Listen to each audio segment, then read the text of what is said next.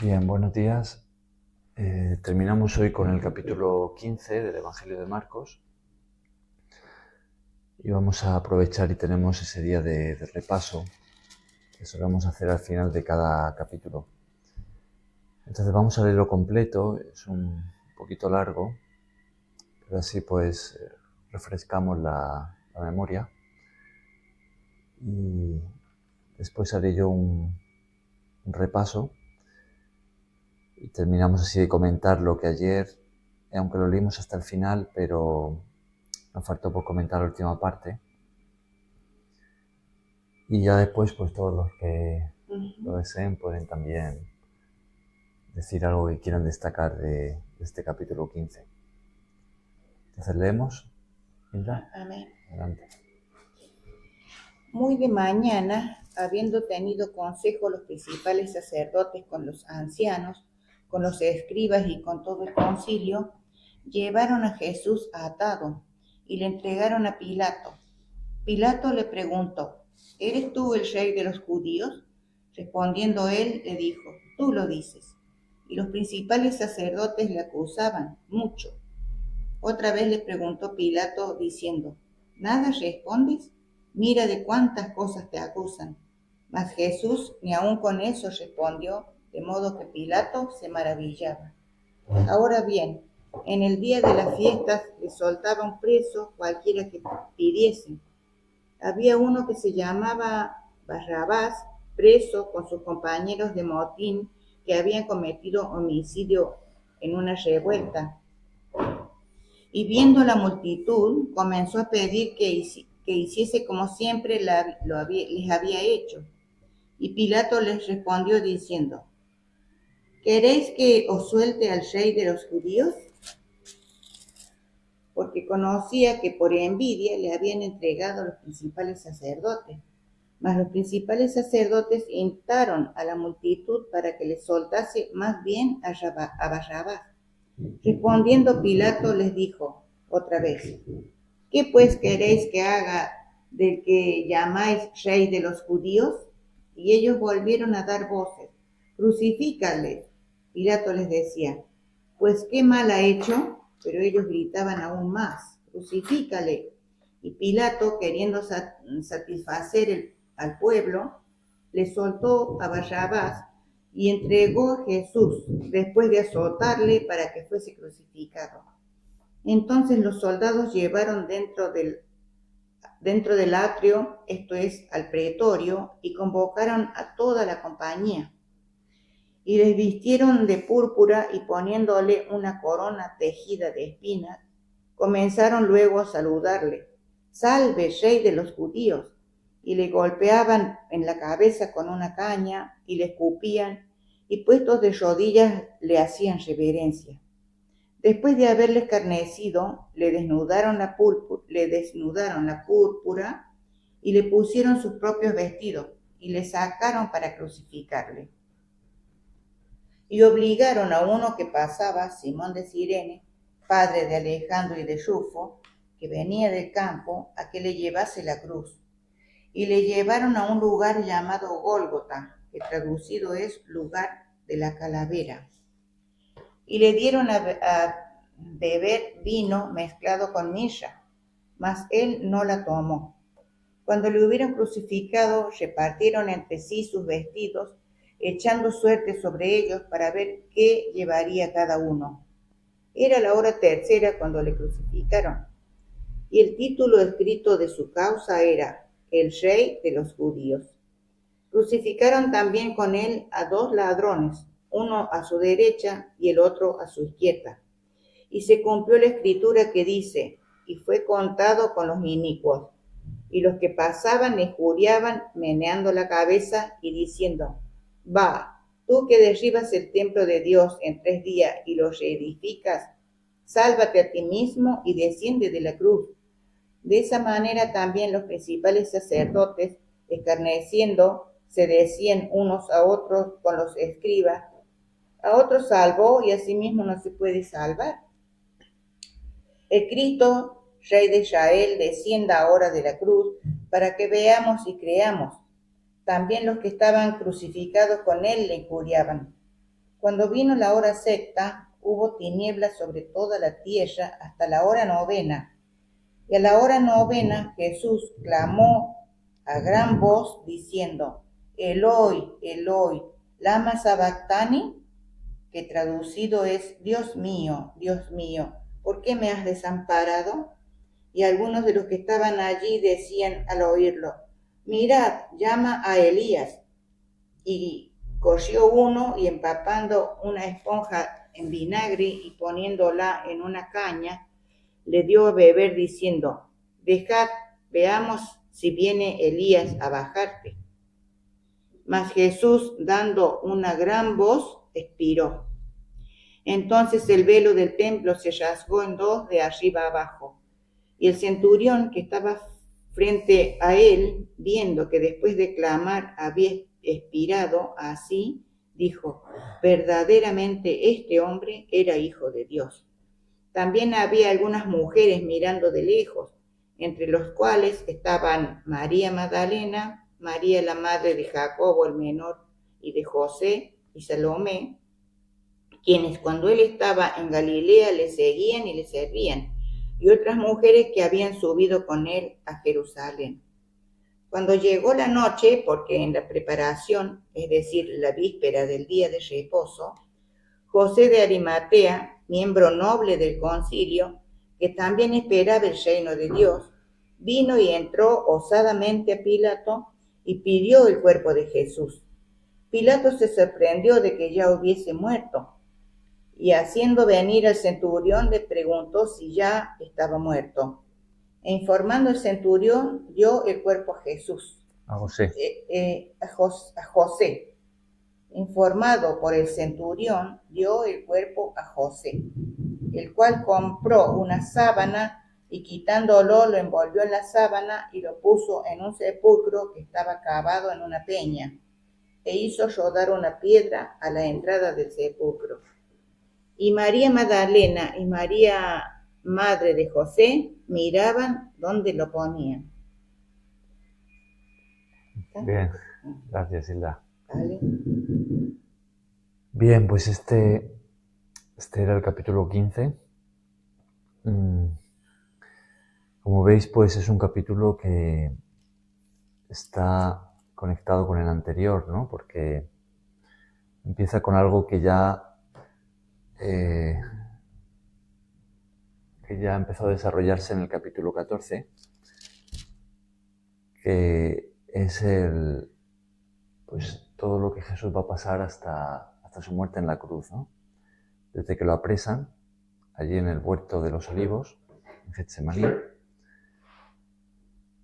los juicios por los que pasa, ¿no? Delante de los judíos, después delante de los romanos, hasta pues el castigo que recibe, el azote y su muerte en la cruz, ¿no?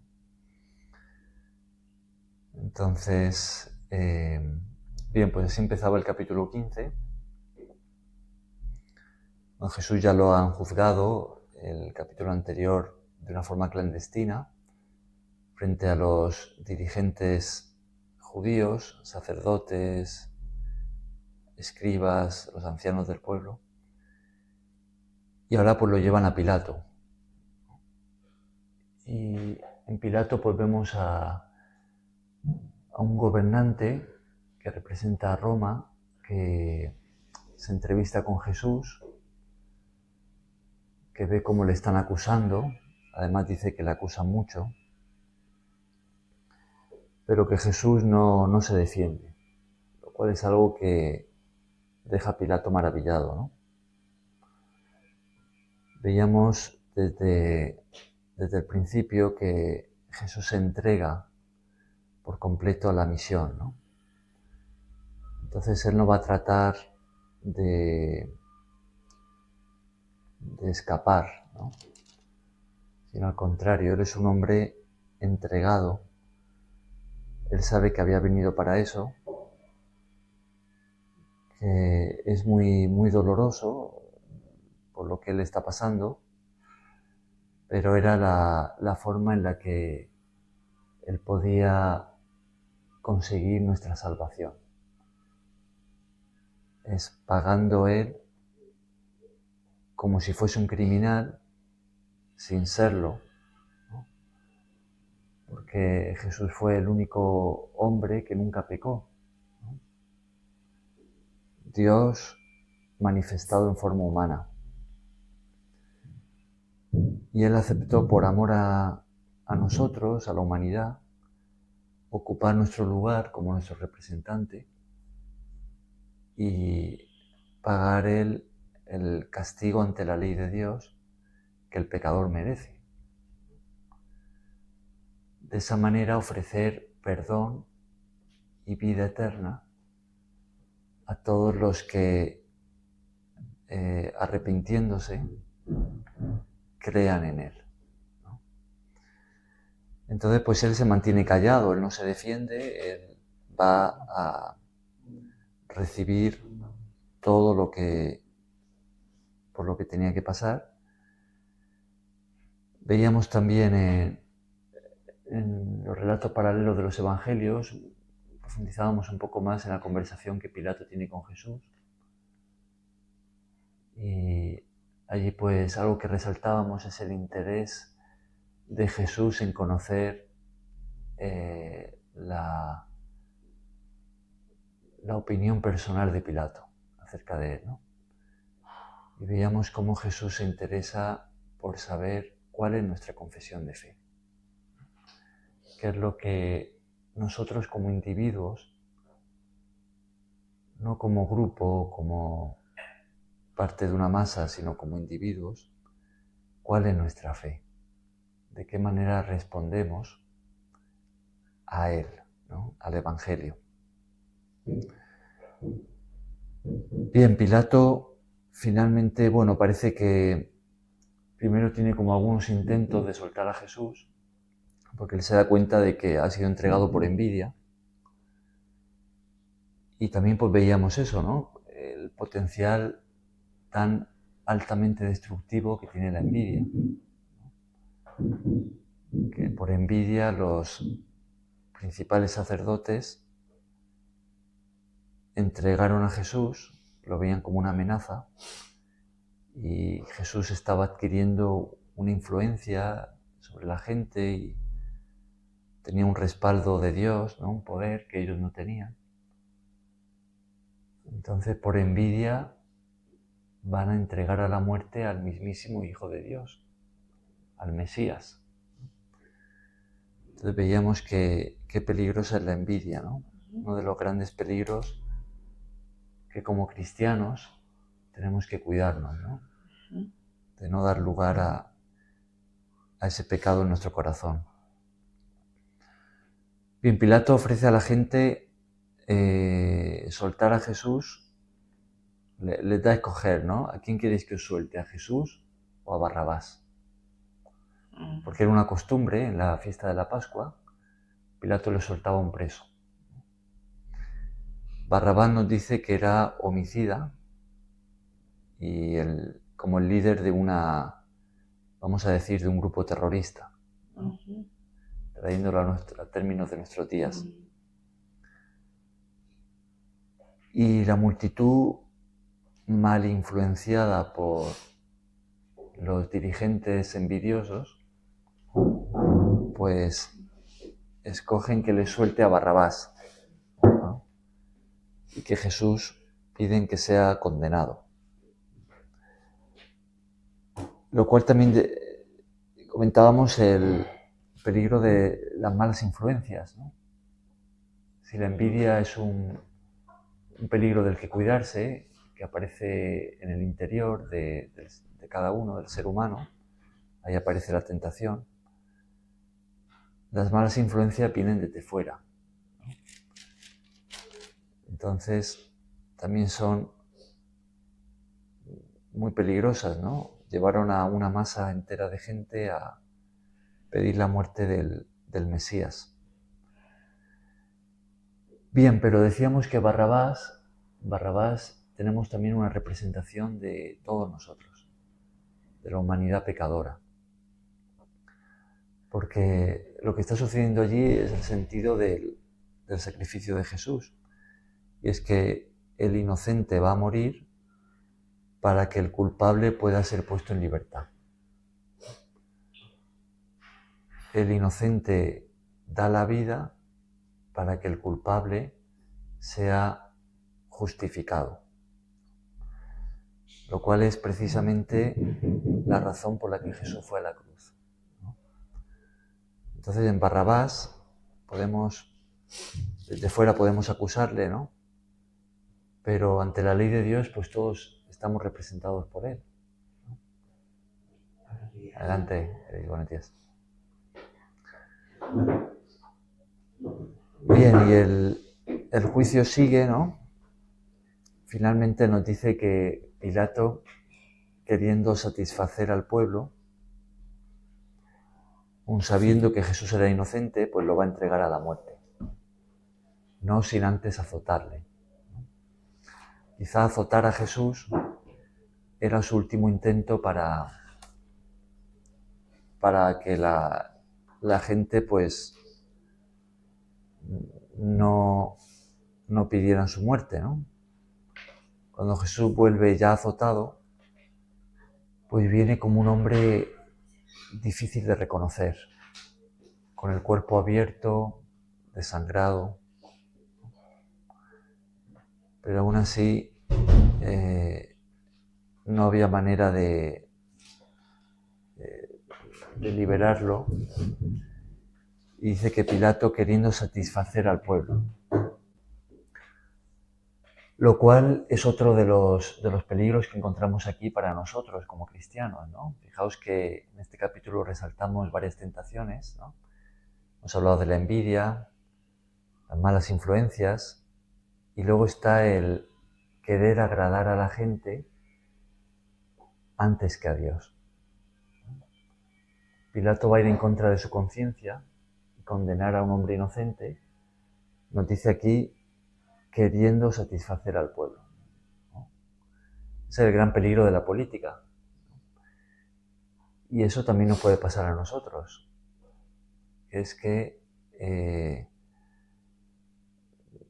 dejemos de lado la verdad, descuidemos nuestra conciencia,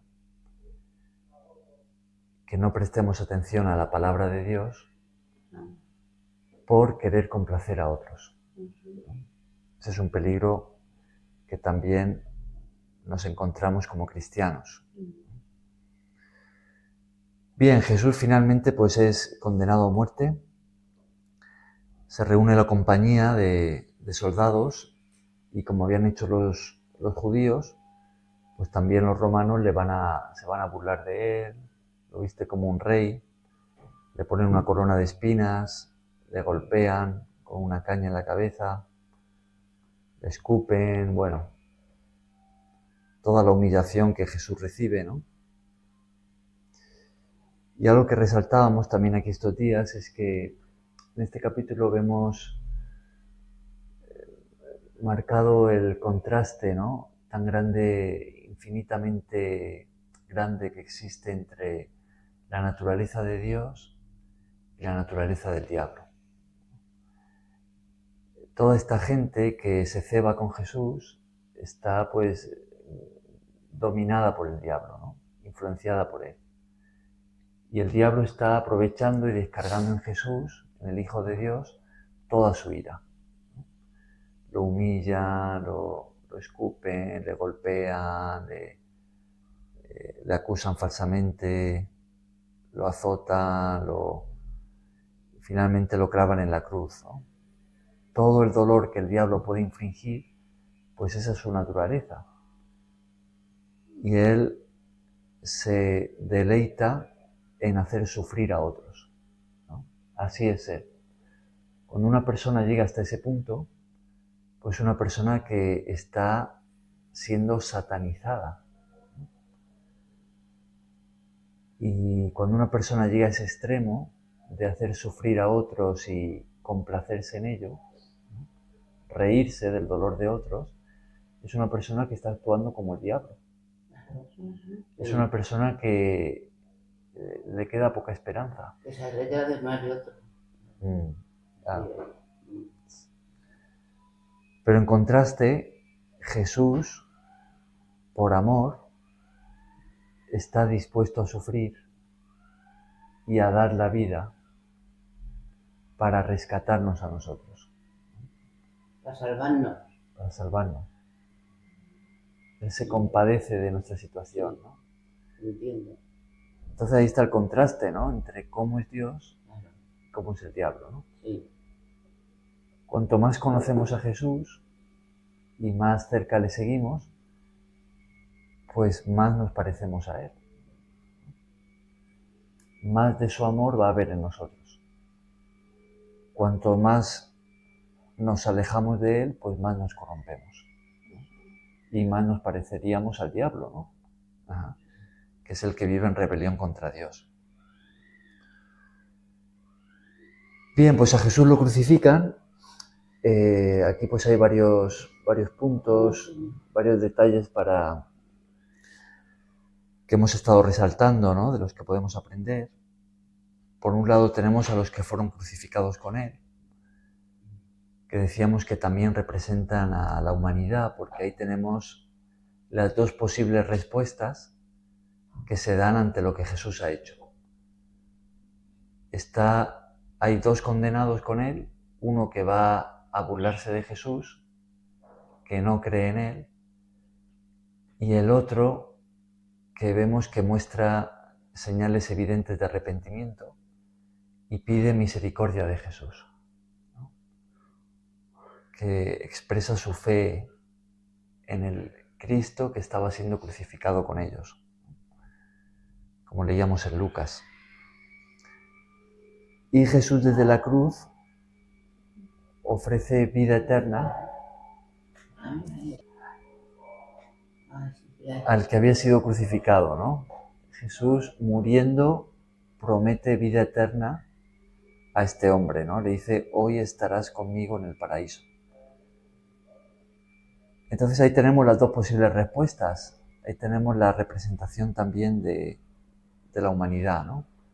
Ante lo que Jesús ha hecho por amor a nosotros, unos van a creer y van a beneficiarse, van a recibir el perdón que Jesús ofrece desde la cruz y la vida eterna, y otros, sin embargo, lo van a rechazar, se van a mantener en incredulidad, incluso se van a burlar y no van a recibir el perdón que Jesús ofrece desde la cruz.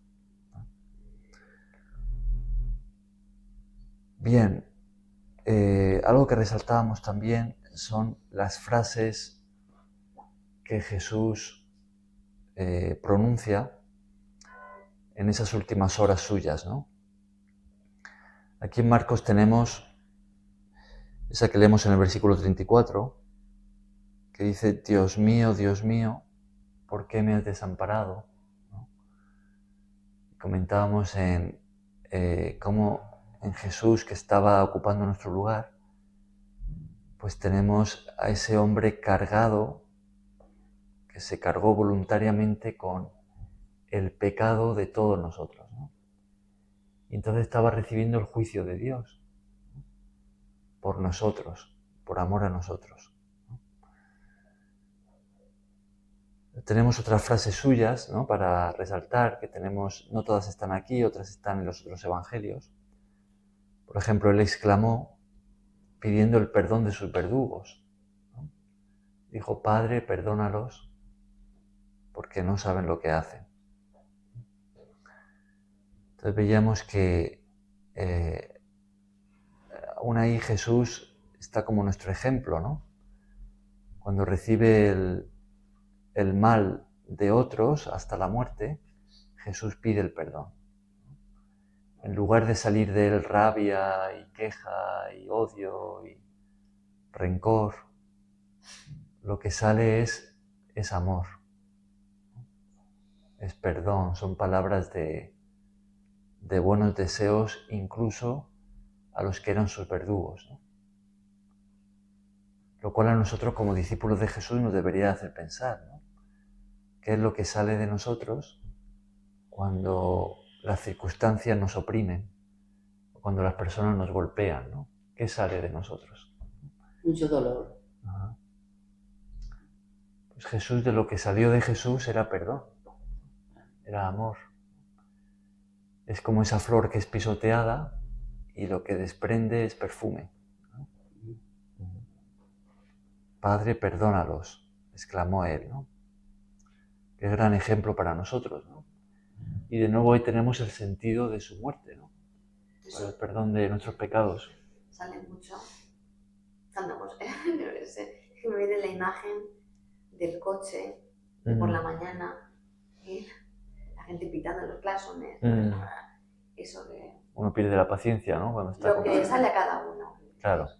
En circunstancias en contra. Claro. Cuanto más llenos estamos de Jesús, pues más nos vamos a parecer a Él, ¿no? Cristo, por su Espíritu, ha venido a vivir dentro de nosotros y hemos creído, ¿no? Y por medio de la relación que tenemos con Él, cuanto más le permitimos llenarnos, pues más vamos a parecernos a Él y otros más van a ver su amor en nosotros, ¿no? Ajá. Bien, Jesús dijo algunas frases más. Por ejemplo, Él dijo, consumado es, ¿no? Que significa algo así como la deuda ha sido saldada, todo está pagado, ¿no? Que de nuevo es dándole el sentido a lo que Jesús estaba haciendo, ¿no? Él pagó la deuda que nosotros habíamos contraído con Dios por haber pecado, ¿no? Merecedores de su juicio, Jesús lo recibe por nosotros. La imagen es de una persona que ha sido arrestada por sus crímenes y viene otro y paga su deuda para sacarlo en libertad, para rescatarlo, ¿no? Pues ese es el sentido de esa frase, ¿no? Paga una fianza para sacarlo. Claro. Entonces Jesús pagó nuestra deuda. Sí, sí. Para rescatarnos. ¿Rescatarnos de qué? Rescatarnos del infierno. Rescatarnos del pecado, de sus consecuencias, ¿no? Rescatarnos de la separación de Dios. Rescatarnos de las manos del diablo, también, de sus garras, ¿no? Jesús pagó por nuestro rescate. Y bueno, Jesús dijo algunas cosas más. Su última frase es: Padre, en tus manos encomiendo mi espíritu. Y así murió, ¿no? Y vemos que de nuevo Jesús, como nuestro ejemplo, Él encaró la muerte confiando en el Padre hasta el final. Padre, en tus manos encomiendo mi espíritu. La prueba final por la que todos tenemos que pasar, la muerte, ¿no? Pues Jesús nos enseñó cómo atravesarla. Ya no solo el sentido de todo lo que Él hizo, ¿no? Que Él dio la vida por amor, sino que Él, hasta el último momento, se mantuvo confiando en Dios. Confianza hasta el final. Padre, en tus manos encomiendo mi espíritu. Y así murió, ¿no? Ahora, lo último que tenemos de este capítulo, que apenas tan solo leíamos ayer, ¿no? No lo comentábamos. Pues vemos que justo al morir Jesús, ¿qué sucede? Versículo 38. Se rasgó en dos, de arriba abajo el templo. El velo del templo. El velo del templo. Ese velo, hace unos días decíamos que era lo que separaba dentro del templo el lugar santo del lugar santísimo. El lugar santísimo era la habitación de más adentro, en el templo. Ahí se encontraba el arca del pacto y allí se manifestaba la presencia de Dios, en el lugar santísimo. Entonces representaba ese sitio sagrado donde Dios se manifestaba. Nadie podía entrar allí, solo el sumo sacerdote una vez al año.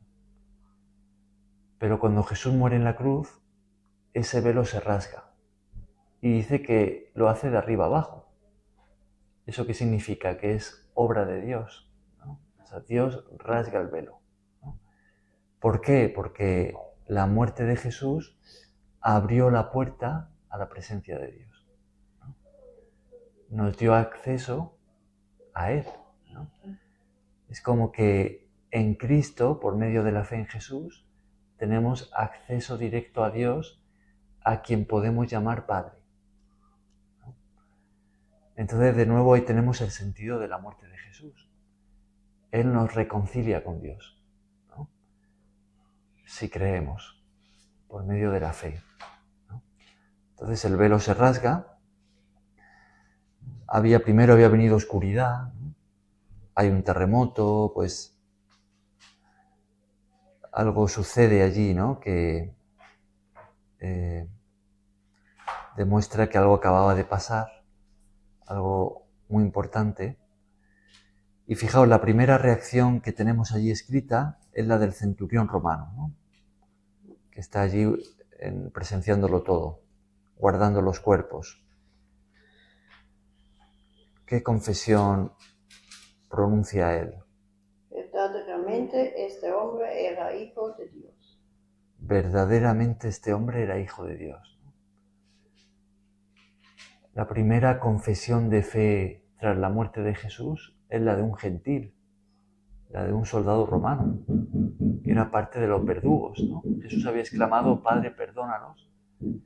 Y lo primero que sale de este capitán romano es una confesión de fe.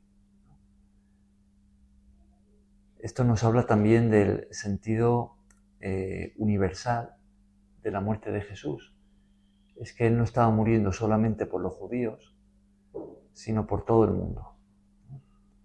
En Jesús, judíos y gentiles, personas de todas las nacionalidades, podemos encontrar el perdón y la salvación eterna creyendo en Él. Y lo primero que vamos a tener es una confesión de fe de un soldado romano, tras la muerte de Jesús, ¿no? Este hombre realmente era hijo de Dios, ¿no?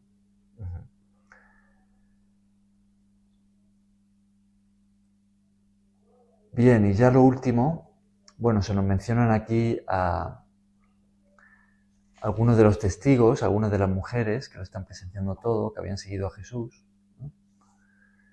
Y ya pues el último relato del capítulo 15 es la sepultura. A Jesús lo bajan de la cruz. Es importante todos los detalles que se da, porque nos dice que era un tal José de Arimatea, que dice que era miembro del concilio, es decir, que formaba parte de los dirigentes judíos que habían llevado a Jesús a la muerte. Pero José de Arimatea no había aprobado en que condenasen a Jesús. De hecho, nos dice uno de los evangelios paralelos que José era discípulo secreto de Jesús, ¿no? Entonces no estaba de acuerdo en lo que había pasado. Y él fue el que entra a Pilato y le pide el cuerpo para enterrarlo. Cuando dice al final que está María Magdalena, María, madre de José. Uh-huh. ¿Qué José? Uh-huh. Pues cuando dice María, madre de Jacobo el menor y de José, a mí yo lo conecto con María, la madre de Jesús. Pero bueno, esto sería interesante así investigarlo más a fondo, ¿no? ¿Qué tenía un hermano que se llamaba José? Creo que sí, José, Jacobo, Uh-huh. Jacobo el menor, ¿no? Uh-huh. Pues seguramente se refiere a ese. La madre de Jesús estaba por allí. Claro, también era discípulo de Jesús, ¿no? Pero bueno, a decir verdad, esto no lo he investigado, ¿no? Sería interesante hacerlo, ¿no? Para poder ubicarla, ¿no? Ubicar a esta María. Uh-huh. Me decían por precisamente por ese José de Arimatea. Uh-huh. Claro. Sí, esta María, madre de José, no es la María, madre de José de Arimatea. No, claro. Todos estos detalles son importantes porque fijaos que todas estas personas salen a modo de testigos, ¿no? Es como al dar nombres, Fijaos que esto nosotros lo leemos ahora, en el 2024, pero en su época esto lo leyeron los cristianos del primer siglo, ¿no?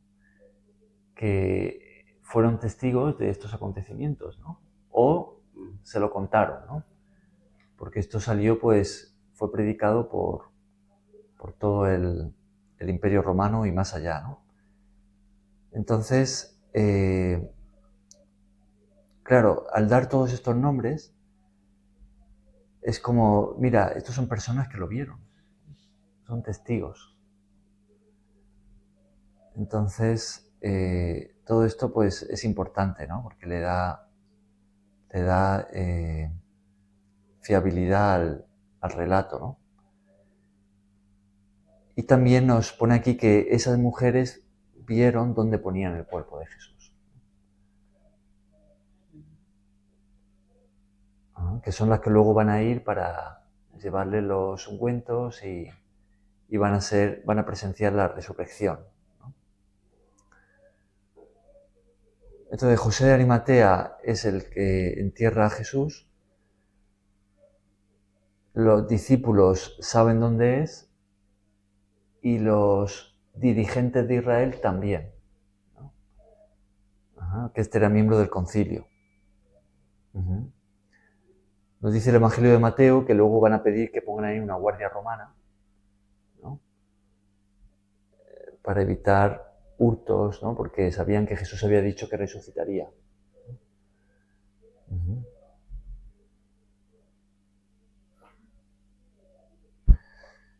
Bien, pues así terminamos el capítulo 15.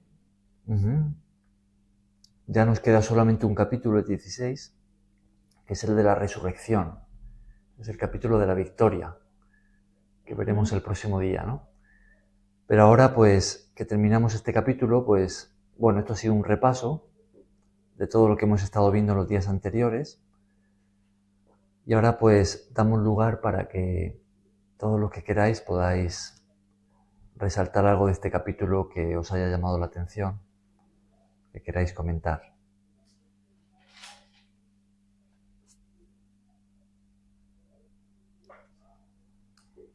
Bueno, lo que está claro es que es Hilda, un ¿quieres? capítulo muy duro. Capítulo muy duro. Sí, no hay más capítulos duros, pero sí. Lo que hizo Él por nosotros. Cómo se manifestó en carne, en espíritu también, pero pasó por tanto dolor, soportando todo eso, siendo que Él tenía su carne, hueso y era un ser humano. Y aguantó todo eso hasta la muerte. Es importante verlo así, a ver esa parte. Es importante, pero cuesta. En una sola palabra, ¿por qué hizo Jesús eso? Por amor a nosotros. Por amor. El perdón. Sí, salvación. Si buscáramos una sola palabra, podríamos decir amor, perdón, salvación, ¿no? Obediencia también. Obediencia, también una buena palabra, ¿no? Por obediencia al Padre, ¿no? Sigue siendo amor. Y esto nos demuestra aquí que la fe que tenemos que tener, independientemente de todo lo que nos haya pasado, lo que nos pase hasta que estemos en esta tierra, porque vemos que Jesús hasta el último día, ¿verdad? Él dijo que se haga tu voluntad, no la mía, porque Él pide que bueno, Dios, no voy a pasar por esto, pero se haga tu voluntad, no la mía. Y vemos que el sacrificio que hizo es lo que tenemos que hacer, porque algunas veces nosotros, los mismos apóstoles, inclusive viste cómo huyeron, cómo inclusive cuando él resucitó, no fueron al sepulcro, y creyó más María Magdalena que ellos. Entonces vemos que la credibilidad que tenemos que tener, y somos, como dice, somos hombres de poca fe. Y quería hacerte una pregunta que me llama la atención, que dice acá, pero está en Romano. Dice que si confesares con tu boca que Jesús es el Señor y creyeres en tu corazón que Dios le levantó de los muertos, serás salvo. Vimos que cuando estaban los dos ladrones, los dos que estaban al lado de él, uno fue salvo por la credibilidad. Es que se le acepta esta pregunta, por ejemplo, en la actualidad, porque mucha gente dice, bueno, yo obro bien, yo hago las cosas bien, y Jesús me va a perdonar, y algunos lo dicen, bueno, hasta el último yo no me voy a arrepentir ahora, sino por decirte esperar y esperar el tiempo y esperar hasta el día de tu muerte. Ya, Tú no sabes cómo vas a morir tú y Claro. tú no sabes si te va a dar tiempo de esa. ¿Sabes? claro. Entonces quería hacerte esta pregunta, ¿cómo lo interpretas tú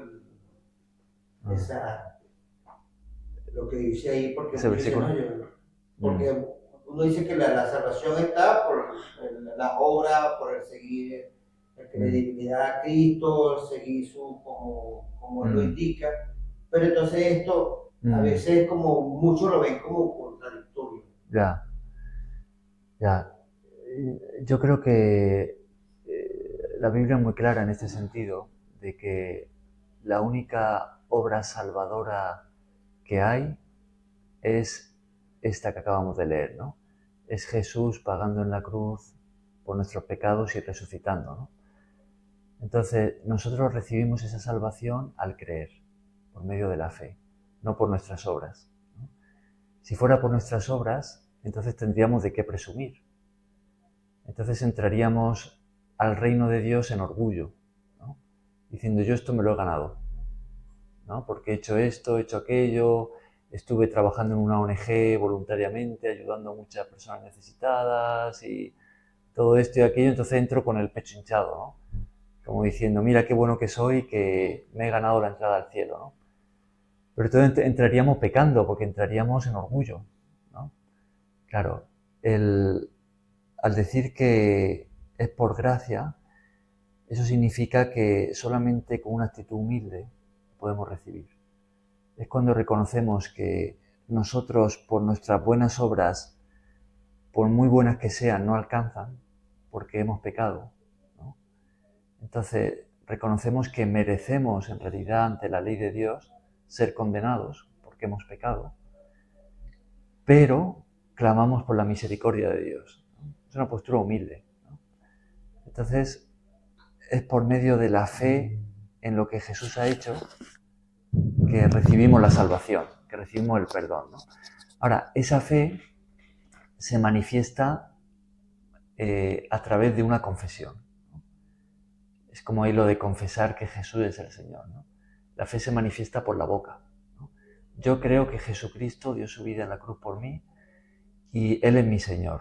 Yo lo he recibido como Señor. Algo muy importante también, ¿no? Cuando hablamos de creer, es que la fe salvadora va de la mano con la disposición a un cambio de vida, ¿no? Es como si yo digo, sí, yo creo, pero voy a seguir viviendo igual, ¿no? En mis pecados. Pues entonces esa fe, la Biblia la llama una fe muerta, ¿no?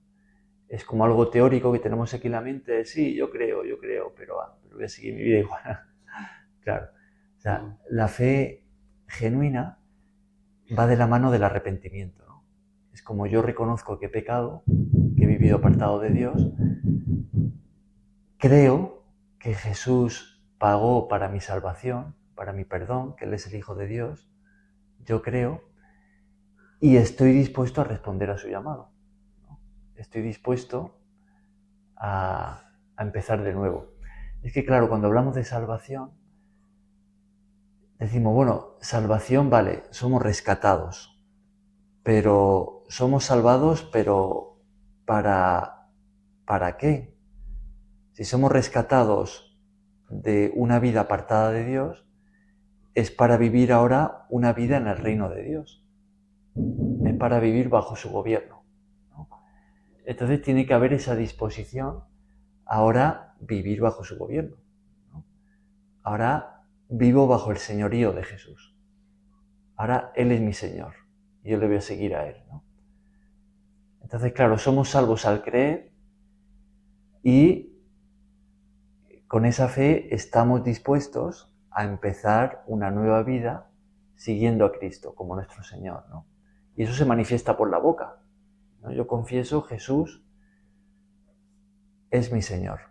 Cuando Pablo escribe eso, hay un contexto en la iglesia del primer siglo de persecución, en el que confesar abiertamente a Jesús como Señor podía significar una condena de muerte, ¿no?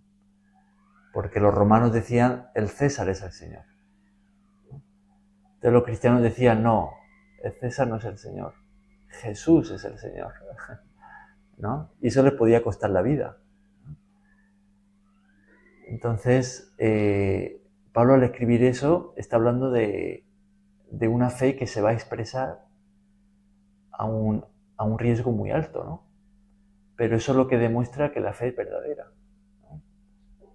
Es como yo creo, y como creo me comprometo con Jesús hasta el extremo, ¿no? Uh-huh. No sé si la pregunta iba por ahí o... No, te digo porque no veo que yo tiene alguna duda, porque no tengo la duda, sino que cómo explicarle a las personas, ¿verdad?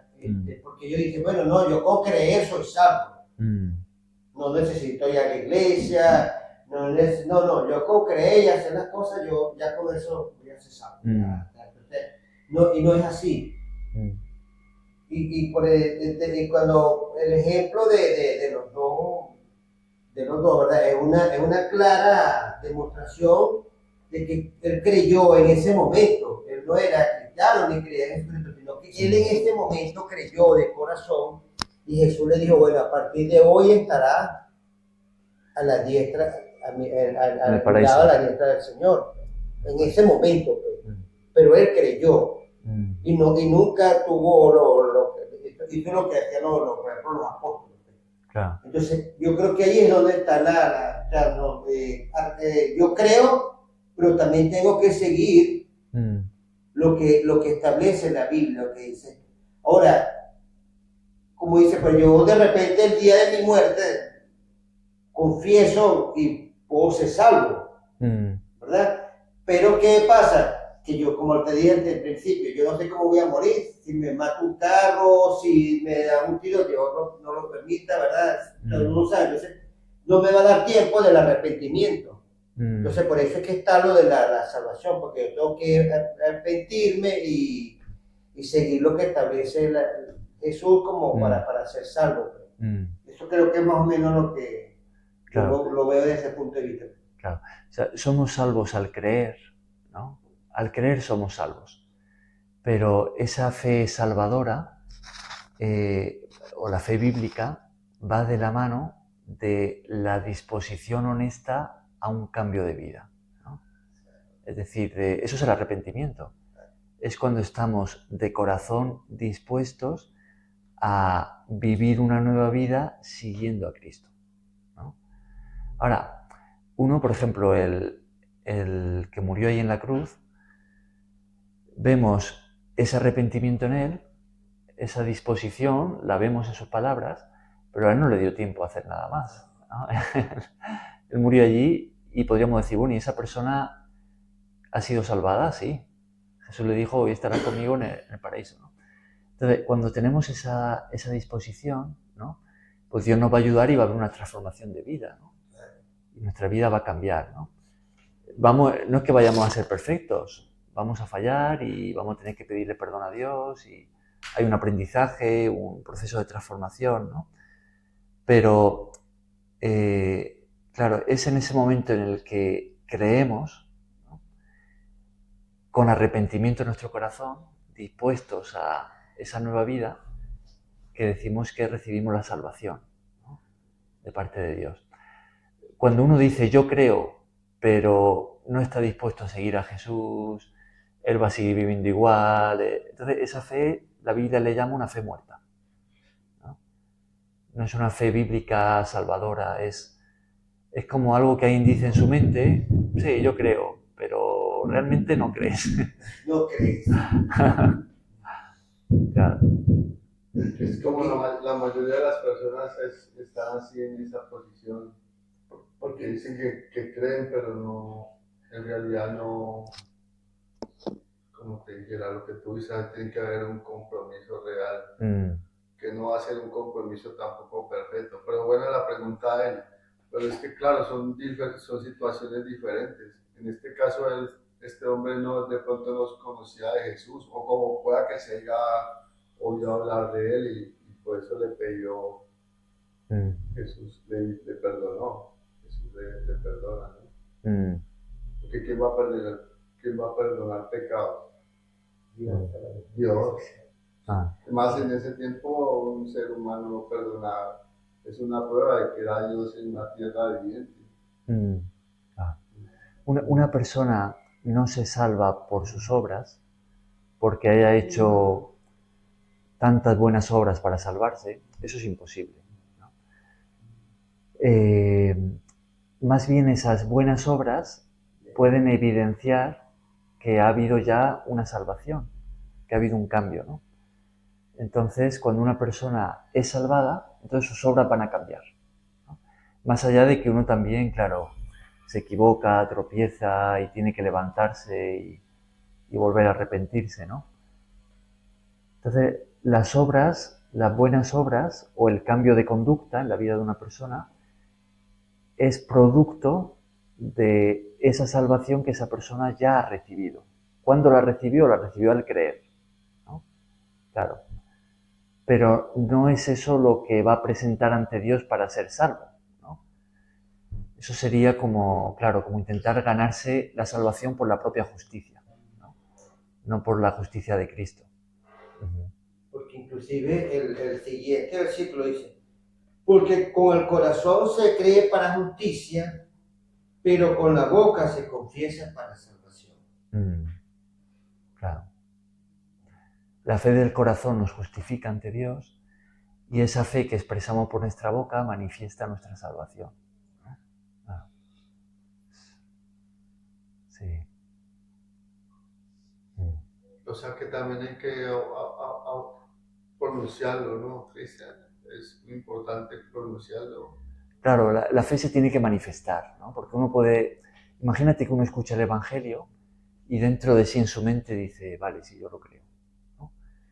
Pero eso no se manifiesta de ninguna manera, ¿no? Entonces, solo se queda en algo teórico en la mente, pero ¿hasta qué punto realmente ha habido una fe del corazón real? Si esa persona ni lo confiesa, ni hace nada que... O sea, si eso no se manifiesta, es como un árbol que, oye, va a dar un fruto, ¿no? Un manzano al final dará manzanas, ¿no? Es que el fruto de Dios tiene mucho que ver con lo que se hace en el corazón, el impacto en los otros. Yo lo veo también así. Es igual con el bautismo. Claro. El significado del bautismo. El bautismo es también una manifestación pública de la fe. Que al mismo tiempo te hace a ti en esta manifestación pública. O sea, es para ti, pero consiste en hacerlo delante del público. Bueno, sí. Pero es que uno delante del público puede engañar. Lo que no puedes engañar es a Dios.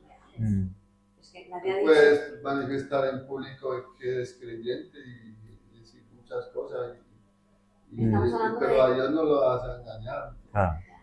Cosas juntas. O sea, la fe verdadera se manifiesta. Claro, o sea, pero nosotros no podemos ver esas cosas, eso lo puede ver Jesús. Claro. Lo que Jesús ve en nuestro corazón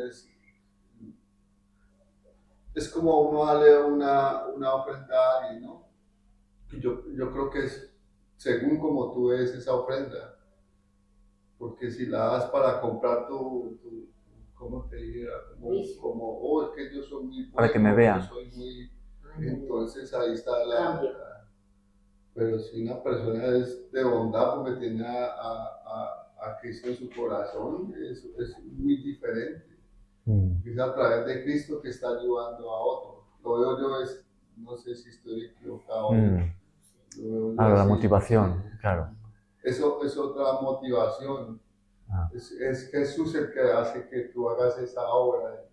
Mm. No la haces para tú sentirte, oh, es que... Claro. No. Claro. Claro, No, tampoco, claro, pues no estás comprando como te dijera ir a Dios. Porque es que si lo haces para ir a comprar a Dios, Claro, no se puede. y fuera no por las obras lo que te explico, no por las obras. La fe verdadera Claro, la fe verdadera se manifiesta públicamente, pero las manifestaciones sin fe es simplemente pues una farsa, Claro. como una Es hipocresía. que es como cuando uno no sé, o sea, el que cree no sabe que mi Dios está, ¿no? Que eso a él justo te va a juzgar, ¿no? Él no va a juzgar, ¿no? Sé lo que dices, que nada. Entonces, claro, es que es como si no hubiera el Hijo uno allí que está allí, así va a ser Dios, ¿no? Mm. Sí, tú no lo ves, pero él sabes que está allí, que él te va a coger y te tienes que dar cuenta, digámoslo así, dar cuenta. Así que todo hace por ahí tanta maldad que hay en la vida, eso no se va a quedar de rositas, Mm. no se va a quedar de Claro. rositas. Es triste uno ver esto como lo que estamos leyendo. Una persona que está y todo el mundo está allí dándole de pedrar, de todo lo que yo veo aquí, ¿no? Hasta inclusive los apóstoles, los seguidores se tienen que apartar por miedo, pues me imagino que por miedo, porque te lo van a matar también donde estén allí. Mm. Por falta de fe. Sí. Mm. No, yo no sé, hay que sentirían, no sé, cómo era. Sí, por miedo. Por miedo, el Por miedo miedo. es terrible. Mm. El miedo, eso es terrible que te digan a ti que te van a crucificar y todo eso en ese tiempo era. Y la otra parte de mi Dios pidiendo por nosotros, pidiéndole al Padre que nos perdone. Mm. Eso es una cosa inexplicable, pero bueno. Bueno, ¿algún comentario más de este capítulo? Yo también a mí me impresionaba de lo que Jesús tuvo que aguantar tanta humillación, tanto maltrato, tanta burla. Y solamente Él lo hizo porque para cumplir la voluntad de su Padre y para que nosotros tengamos ese perdón de los pecados. Él murió francamente por nuestros pecados. Él era inocente de pasar toda esa tragedia, toda esa humillación, pero Él lo hizo por amor y, como dijo el hermano, por obediencia a su Padre. Entonces Él no se quejaba, Él nada no decía, y le hacían lo que le hacían, pero Él ahí aguantó como valiente. Y claro, eso es por amor a todo el mundo, que Él quería que se salvaran, quería que todas las personas reconocieran y volvieran a conocer, no dicho, conocieran a Dios y que le siguieran. Entonces, bueno, pero Él hizo todo ese esfuerzo y claro, nosotros que también conocemos, leemos aquí la Biblia, sabemos de lo que se trata, entonces nosotros también simplemente reconocer lo que Él ha hecho por nosotros, reconocer y darnos cuenta que Él cuánto ha sufrido y que nosotros también tenemos que pasar a lo mejor por algún sufrimiento, cuando no tanto como el de Él. Bueno, a veces se puede ofrecerse, pero los mártires que por ahí están muriendo, ya, pero bueno, nosotros tenemos que pedirle a Dios primeramente para que Él nos dé fuerza, para que nos dé esa fe profunda, para que Él nos ayude a sobrellevar toda cosa, o todo sufrimiento, porque aquí viene con todo, sufrimiento, enfermedad, algún otro problema. Entonces, ese es el sufrimiento que nosotros tenemos aquí, que debemos llevarlo pensando en lo que Cristo también ha pasado. Y el silencio de Jesús, el silencio este que le extrañaba a todo el mundo, me habla de responsabilidad, del sentimiento de responsabilidad, o sea, el carácter, de cuando uno sabe que tiene que hacer algo, no le sobran las palabras, hacerlo y ya está, porque a veces nos quedamos las palabras, ¿no? Por aquí, por allá, pero Jesús no le hizo falta nada, al revés, callar. Sin embargo, la gente estaba maravillada, extrañada, de viendo cómo lo soportaba todo, y él sabía dónde tenía que ir. No dijo nada, o sea. Pues sí, las acciones, ¿no? Que hablan más que las palabras. Claro. Y a pesar de todo eso, mire, él dijo al Padre, perdónanos porque no sabe lo que hace. Él no llevó ese rencor, no llevó nada, él solo tenía compasión de las personas. Sí. Qué bonito todo lo que refleja lo que tú dices también. El silencio de él, ¿no?